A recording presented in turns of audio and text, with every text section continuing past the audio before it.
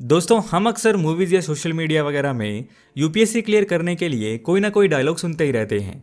कई लोगों को तो ये लगता है कि यूपीएससी सिर्फ आईएएस के लिए एग्जाम्स कंडक्ट कराता है, लेकिन ऐसा नहीं है। इस वीडियो में हम बात करेंगे आखिर यूपीएससी द्वारा कौन कौन से एग्जाम्स कंडक्ट कराए जाते हैं। यूपीएससी यानी union public service commission India की प्रीमियर सेंट्रल रिक्रूटमेंट एजेंसी है, जो गवर्नमेंट ऑफ इंडिया के सभी ग्रुप ए ऑफिसर्स की रिक्रूटमेंट करती है।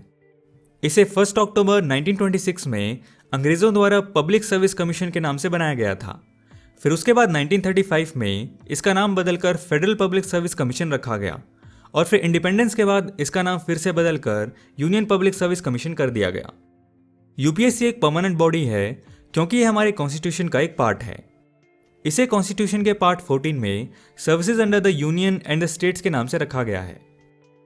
बात की जाए इसके अंडर आने वाले मोस्ट कॉमन एग्जाम्स की, तो इनमें आते हैं CSC, IFOS, CAPF, AC, NDA, CDS, CMS, ESC etcetera. आइए अब एक एक करके इनकी बात करते हैं। सबसे पहले सीएससी यानी सिविल सर्विस एग्जाम। ये एग्जाम इंडिया का मोस्ट पॉपुलर एग्जाम है और वर्ल्ड के one of the toughest exams में से एक है। इस एग्जाम के थ्रू हमारे देश के टॉप लेवल सिविल सर्विसेज जैसे IAS Indian administrative service, IPS Indian police service, IFS Indian foreign service, IRS Indian revenue service etcetera की रिक्रूटमेंट की जाती है। ये 3 टियर एग्जाम है जिसमें प्रीलिम्स, मेंस और इंटरव्यू होता है। इसमें एज एलिजिबिलिटी क्राइटेरिया की बात करें तो जनरल कैटेगरी के लिए एज 21 to 32 ईयर्स की होनी चाहिए और मैक्सिमम 6 अटेम्प्ट्स अलाउड होते हैं।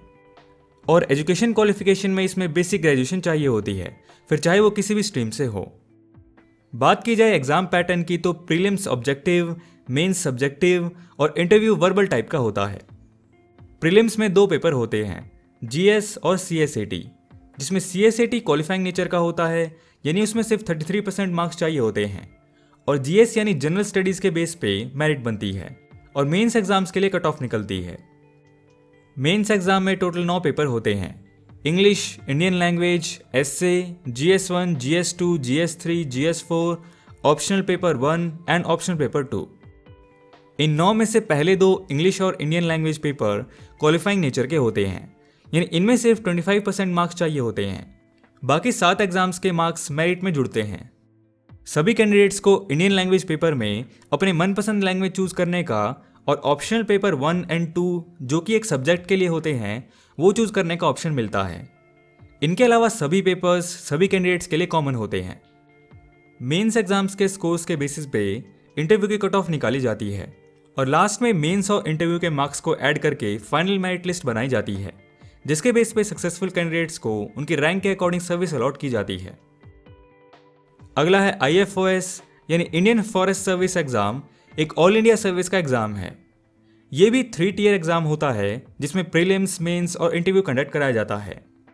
हालांकि इसका प्रीलिम्स एग्जाम सेपरेट नहीं होता, सीएससी के प्रीलिम्स एग्जाम्स के स्कोर के बेसिस पे ही इसकी कट ऑफ निकाली जाती है। और इसका मेंस एग्जाम भी सीएससी से काफ़ी सिमिलर होता है, बस एक डिफरेंस ये होता है कि ऑप्शनल सब्जेक्ट्स में कैंडिडेट को एक की जगह 2 डिफरेंट सब्जेक्ट सिलेक्ट करने होते हैं। अगला है सीएपीएफ एसी। ये exam central arm police forces में असिस्टेंट कमांडेंट की पोस्ट के लिए कंडक्ट कराया जाता है। सीएपीएफ में कई सारी आर्म फोर्सेज आती हैं, जैसे CISF, BSF, CRPF, ITBP, SSB etcetera. Assistant commandant in forces direct A grade की पोस्ट होती है।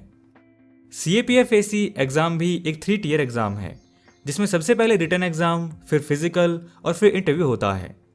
रिटन एग्जाम में 2 पेपर होते हैं, पेपर 1 और paper 2। Paper 1 general ability and intelligence जो ऑब्जेक्टिव टाइप होता है। पेपर 2 जनरल स्टडीज, एसे और कॉम्प्रिहेंशन जो सब्जेक्टिव टाइप होता है। दोनों पेपर के टोटल के बेस पे कट ऑफ निकाली जाती है और सिलेक्टेड कैंडिडेट्स का फिजिकल टेस्ट होता है, जिसमें पहले उन्हें फिजिकल और मेडिकल स्टैंडर्ड्स के अकॉर्डिंग चेक किया जाता है, और फिर पीईटी फिजिकल एफिशिएंसी टेस्ट जिसमें उन्हें 100 metre sprint, 800 metre race, long jump और शॉर्ट पुट कराया जाता है। इसमें क्वालिफाई होने वाले कैंडिडेट्स को इंटरव्यू के लिए कॉल आता है, जिसमें उनका पर्सनैलिटी टेस्ट होता है, और फिर लास्ट में रिटन एग्जाम और इंटरव्यू के मार्क्स को ऐड करके फाइनल मेरिट लिस्ट बनाई जाती है, जिसके बेस पे सक्सेसफुल कैंडिडेट्स को उनकी रैंक के अकॉर्डिंग फोर्स अलॉट की जाती है। सीएपीएफ एसी आर्म फोर्सेज को हेड करते हैं, इसलिए उसके लिए फिजिकल स्टैंडर्ड्स काफ़ी हाई होते हैं। बात की जाए इसमें एज एलिजिबिलिटी क्राइटेरिया की, तो जनरल कैटेगरी के लिए एज 20 to 24 ईयर्स होनी चाहिए और एजुकेशन क्वालिफिकेशन में मिनिमम ग्रेजुएशन डिग्री होनी चाहिए। नेक्स्ट है एनडीए यानी नेशनल डिफेंस एकेडमी एग्जाम, जो इंडिया के डिफेंस फोर्सेस जैसे इंडियन आर्मी, नेवी और एयरफोर्स के लिए कैडेट्स रिक्रूट करता है।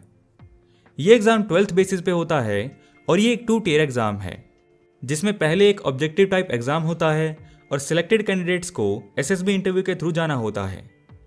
एनडीए के लिए एज एलिजिबिलिटी क्राइटेरिया 16.5 से 19.5 साल का होता है और ये एग्जाम साल में 2 बार कंडक्ट कराया जाता है।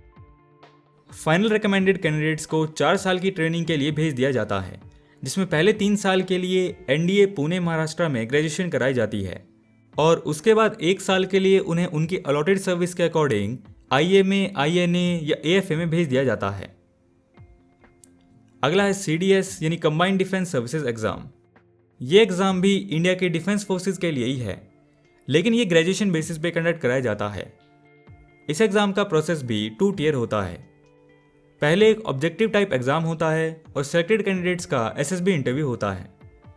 सीडीएस के लिए एज एलिजिबिलिटी क्राइटेरिया 19 से 25 साल का होता है और ये एग्जाम भी साल में 2 बार कंडक्ट कराया जाता है। फाइनल रिकमेंडेड कैंडिडेट्स को 1.5 साल की ट्रेनिंग के लिए सर्विस के अकॉर्डिंग आईएमए, आईएनए, एएफए या ओटीए में भेज दिया जाता है। नेक्स्ट इज सीएमएस यानी कंबाइंड मेडिकल सर्विसेज एग्जाम। ये एग्जाम गवर्नमेंट ऑफ इंडिया के अंडर आने वाली डिफरेंट ऑर्गेनाइजेशंस जैसे Indian railways, Indian ordinance factories etcetera में मेडिकल ऑफिसर्स की पोस्ट की रिक्रूटमेंट के लिए कंडक्ट कराया जाता है। इसमें 2 कैटेगरी की पोस्ट होती हैं, कैटेगरी 1 एंड कैटेगरी 2। बात की जाए मैक्सिमम एज एलिजिबिलिटी क्राइटेरिया की, तो कैटेगरी 1 के लिए 35 साल और कैटेगरी 2 के लिए 32 साल का होता है। सीएमएस का एग्जाम 2 स्टेजेस में होता है।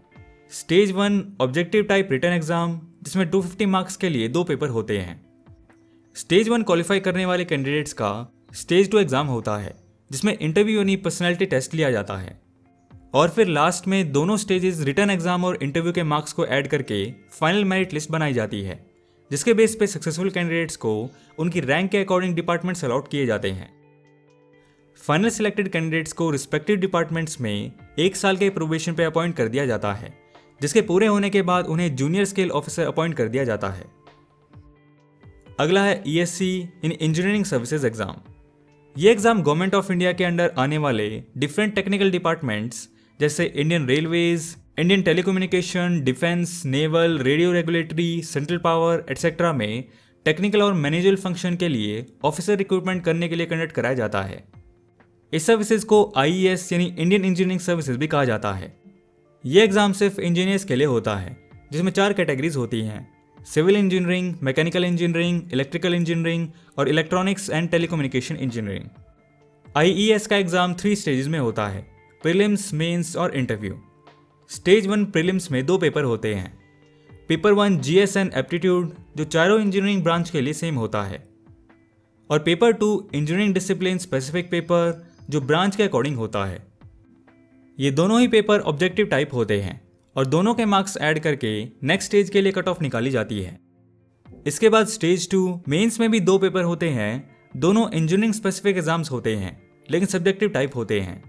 इसमें क्वालिफाई करने के बाद होता है स्टेज 3 इंटरव्यू, जिसमें कैंडिडेट का पर्सनैलिटी टेस्ट किया जाता है और फिर लास्ट में तीनों स्टेजेस के मार्क्स को ऐड करके branch wise final merit list बनाई जाती हैं।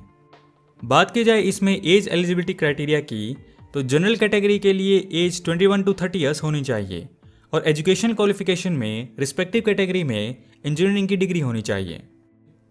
तो ये थे यूपीएससी द्वारा कंडक्ट कराए जाने वाले मोस्ट पॉपुलर एग्जाम्स। इनके अलावा भी कुछ एग्जाम्स होते हैं जैसे combined Jio scientist exam, Indian economic service and Indian statistical service exam etcetera, जिनमें वैकेंसीज बहुत कम निकलती हैं।